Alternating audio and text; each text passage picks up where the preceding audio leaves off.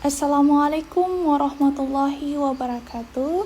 Selamat pagi Ananda sekalian. Semoga kalian selalu dalam lindungan Allah Subhanahu wa taala. Amin. Oke, jadi hari ini kita akan melanjutkan pelajaran kita ya, yaitu materi teorema Pitagoras. Pada hari ini kita akan membahas tentang masalah pada teorema Pitagoras dan triple Pitagoras. Namun sebelum belajar, silahkan kalian berdoa dulu ya. Semoga apa yang dipelajari hari ini mudah dimengerti dan berberkah. Amin. Oke, jadi masalah pada teorema Pitagoras dan triple Pitagoras. Nah, pada materi kita kali ini kita akan membahas tentang masalah-masalah dalam kehidupan sehari-hari yang dapat kita selesaikan menggunakan teorema Pitagoras. Nah, kalian harus ingat ya tentang teorema Pitagoras, kalian tidak boleh lupa itu. Oke, jadi di sini kita akan membahas soal-soal ya. Ayo menganalisis. Kita langsung saja soal pertama. Sebuah mobil dari kota A bergerak lurus ke arah timur sejauh 7 km sampai di kota B. Oke, nah kalau soal kayak gini, soal cerita kayak gini, untuk lebih memudahkan kita harus menggambar ya, gambarkan supaya jelas kelihatan yang mana yang ingin dicari. Nah, karena di sini dia menunjukkan arah, kita gambar dulu arah mata angin. Berarti ini utara, timur, selatan, barat ya. Oke, jadi sebuah mobil dari kota A bergerak lurus ke arah timur sejauh 7 km. Nah, berarti kalau ke arah timur, oke, dia kayak gini ya. Sini. Dari A, kota A menuju kota B. Oke, ini 7 km. Oke. Kemudian berbelok 90 derajat ke arah selatan sejauh 24 km. Oke, berarti selatan berarti dia ke bawah ya. Oke. Nah, di sini dia membentuk sudut 90 derajat ya. Sejauh 24 km. Agak panjang. Oke. Nah, dan tiba di kota C, berarti di sini kota C. Nah, pertanyaannya itu jarak kota A ke kota C, berarti yang ditanyakan itu ini, A ke C. Oke. Nah, dari masalah ini kita bisa menyelesaikannya atau mendapatkan jarak A ke C dengan menggunakan teorema Pitagoras. Nah, kalian masih ingat kan teorema Pitagoras? Yaitu kalau kita mencari sisi miring, berarti A kuadrat ditambah B kuadrat. Atau kuadrat sisi miring itu sama dengan jumlah kuadrat sisi tegaknya ya. Berarti bisa ditulis AC sama dengan akar dari AB kuadrat ditambah BC kuadrat. Oke. AB itu 7 kuadrat, BC itu 24 kuadrat. 7 kuadrat berarti 49, 24 kuadrat itu 576. 49 tambah 576 adalah akar dari 625. Akar 625 itu 25 km. Oke deh, jadi jawabannya 25 km.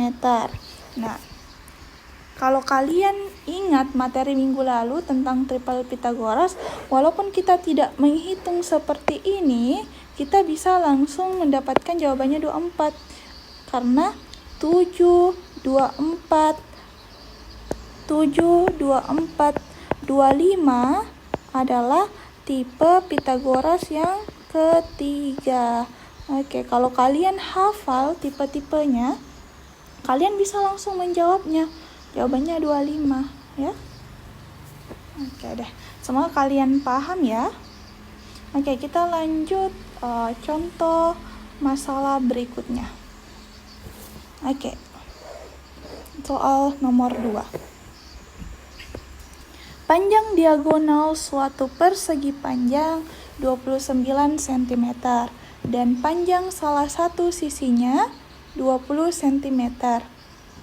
Maka panjang sisi yang lain adalah jadi untuk lebih jelasnya sekali lagi, kalau semisal dapat soal cerita kayak gini, kalian sebaiknya gambarkan dulu ya supaya lebih jelas yang mana yang ingin dicari.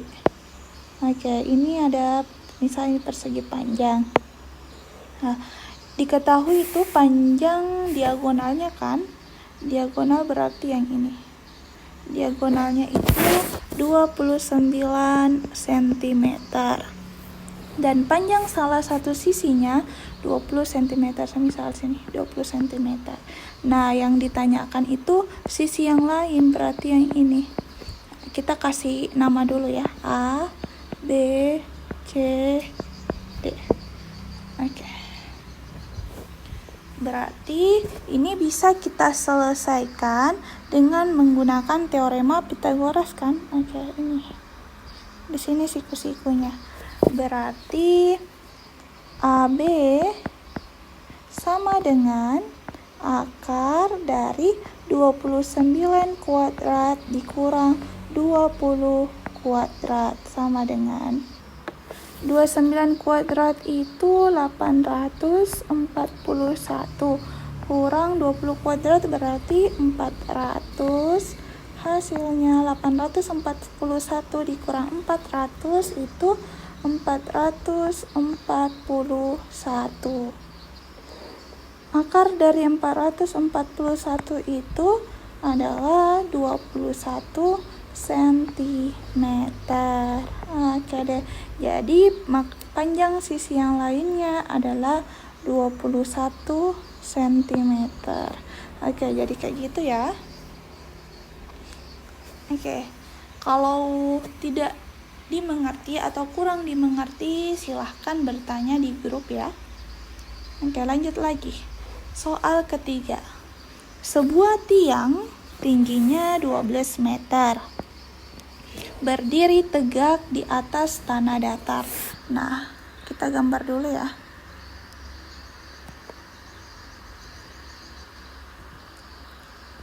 Oke. Jadi anggap nih ini adalah tiang. Ini tiangnya. Kemudian dia berdiri di atas tanah yang datar. Ini tanah. Oke. Dari ujung atas tiang ditarik seutas tali ke sebuah patok tanah. Nah, anggaplah ini ada patok ya. Jadi saya tarik tali dari ujung tiang ke sini. Oke, jadi ini tali, ini tiang. Oke, ini tanah. Oke. Jika panjang tali 15 meter, jadi talinya itu 15 meter. Jarak patok dengan pangkal tiang bagian bawah adalah, berarti yang ditanyakan ini ya, ini ke sini. Oke, ini berapa? Nah, tiangnya tadi 12 meter. Oke. Berarti ini kita bisa jawab dengan menggunakan teorema Pythagoras ya. Kalau panjang salah satu siku-sikunya yang dicari berarti sisi terpanjang dikurang salah satu sisi yang diketahui. Berarti jarak patok dengan pangkal tiang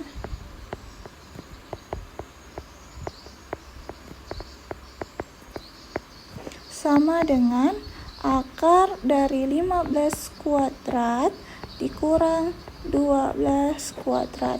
Berarti 15 kuadrat itu kan 225, 12 kuadrat itu 144. Nah, 225 kurang 144 sama dengan 81.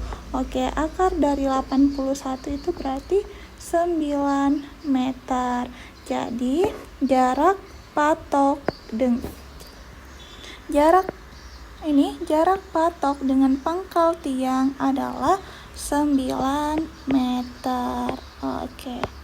Jadi, saya harap kalian mengerti ya. Oke. Jadi, ini didapatkan 9, 12, 15. Nah, ini termasuk triple Pythagoras tipe pertama ya. Tipe pertama karena dia kelipatan dari 3, 4, dan 5. Ini ke sini masing-masing dikali 3.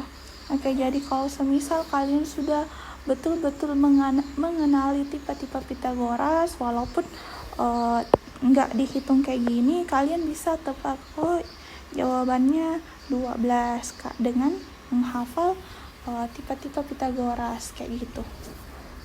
Oke, lanjut lagi ya. Soal keempat. Sebuah tangga yang panjangnya 5 meter disandarkan pada tembok. Oke, jadi kita buat dulu ini ya. Ada tembok, ada tangga. Oke, anggap ini tembok.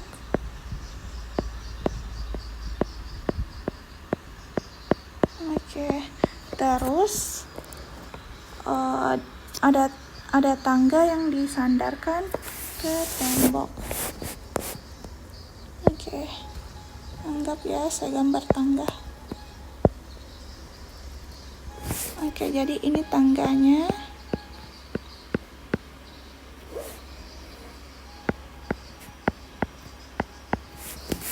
Oke, jika jarak ujung bawah tangga ke tembok 1,4 meter, berarti ujungnya tangga di sini kan. Oke, ini masih mau ditarik. Ujungnya tangga di sini kan. Oke, jarak ujung bawah tangga ke tembok berarti ini ke sini itu 1,4 meter. Oh, tadi tangganya 5 meter ya. Maka tinggi tembok adalah, berarti yang ditanyakan ini, tinggi tembok. Oke, nah ini bisa kita selesaikan lagi dengan teorema Pythagoras. Berarti tinggi tembok sama dengan 5 kuadrat dikurang 1,4 kuadrat. Oke, sisi terpanjangnya dikurang dengan sisi terpendek. Berarti 5 kuadrat itu 25, 1,4 kuadrat itu berarti 1,96. Jadi akar 25 kurang 1,96 sama dengan 23,04. Nah, akar dari 23,04 adalah 4,8 meter. Nah, kalau semisal pilihan ganda nih, kalau di ujian nasional itu kan nggak boleh ini pakai kalkulator. Jadi kalau semisal dapat nilai kayak gini 23,04, berarti lihat pilihannya. Ini kan dia di belakangnya satuannya 4. Berarti kita lihat kira-kira kalau 8 kali 8 kan 4 terakhirnya. Kalau 6 kali 6, 36, berarti salah. Kalau 4 kali 4, 16, berarti 6 terakhirnya berarti juga salah. Jadi pilihan jawabannya antara 4,8 dengan 3,8. Nah, kita lihat lagi. Kalau 4 kuadrat kan 16, sedangkan 3 kuadrat 9. Yang mendekati 23 kan 16, berarti jawabannya 4,8. Kayak gitu ya. Kan kalau latihan kayak ini bisa pakai kalkulator, namun kalau nanti ujian nasional nggak bisa kan, jadi kita pakai sistem pendekatan aja kayak gitu. Oke, lanjut ya. Soal kelima. Pak Yono akan membangun atap halaman rumahnya. Gambar rangka tampak seperti gambar berikut. Nah, ini gambarnya. Nah, dia mau buat rangka atap rumah kayak gini. Panjang kayu yang diperlukan untuk membuat rangka tersebut adalah, berarti untuk mendapatkan berapa panjang rangka yang dibutuhkan, kita harus mencari panjang yang ini ke sini. Nah, untuk mudah kita kasih nama dulu ya, A, B, C. Berarti AB yang dicari, AB ini berarti dia sisi miring kan? Berarti kalau sisi miring yang dicari, AB kuadrat sama dengan akar dari AC kuadrat ditambah BC kuadrat. Berarti 6 kuadrat ditambah 8 kuadrat. 6 kuadrat itu 36, 8 kuadrat itu 64. 36 tambah 64 itu 100 ya. Berarti akar 100 itu 10 meter. Jadi di sini itu 10 meter. Jadi panjang kayu yang diperlukan, panjang kayu sama dengan 6 tambah 8 tambah 10 sama dengan 6 tambah 8, 14 tambah 10, 24 meter. Oke deh, kayak gitu ya. Oke, jadi semoga kalian memahami pembahasan hari ini mengenai masalah pada teorema Pythagoras dan triple Pythagoras. Jadi banyak hal ya yang kita temukan dalam kehidupan sehari-hari itu kita bisa selesaikan dengan menggunakan teorema Pythagoras. Oke? Jadi saya harap kalian memahaminya ya. Oke. Nah, jadi setiap pertemuan saya akan memberikan kuis ya. Nah, tujuan kuis ini itu untuk menguji pemahaman kalian tentang materi yang saya berikan hari ini. Jadi silahkan kalian pahami baik-baik materinya, dan setelah kalian betul-betul paham, silahkan uji pemahaman kalian dengan mengerjakan kuis yang saya berikan secara mandiri ya. Oke. Nah, deadline kuisnya itu saya selalu kasih 1 minggu, jadi kalian punya banyak waktu untuk mengerjakannya. Oke, jadi sebelum saya akhiri, ini ada quote of the week. Persiapkan hari ini sebaik-baiknya untuk menghadapi hari esok yang baru. Jadi saya harap kalian tidak menyanyiakan waktu kalian ya. Pergunakan sebaik mungkin. Belajarlah dengan sungguh-sungguh. Pelajari apa yang belum kalian pahami. Oke? Semangat. Oke, akhir kata saya ucapkan terima kasih. Wassalamualaikum warahmatullahi wabarakatuh.